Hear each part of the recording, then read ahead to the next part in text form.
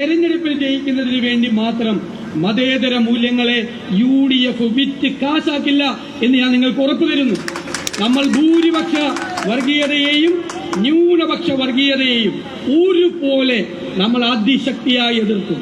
നിറഞ്ഞ മനസ്സോടുകൂടി നിശ്ചയദാർഢ്യത്തോടുകൂടി നമുക്കെല്ലാവർക്കും ഈ വരാൻ പോകുന്ന തെരഞ്ഞെടുപ്പുകളെ അഭിമുഖീകരിക്കണം.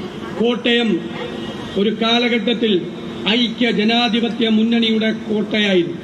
ശ്രീ ഉമ്മൻചാണ്ടിയുടെ നാടാണ്. ഉമ്മൻചാണ്ടി അന്ത്യവിശ്രമം കൊള്ളുന്ന നാടാണ് കോട്ടയം.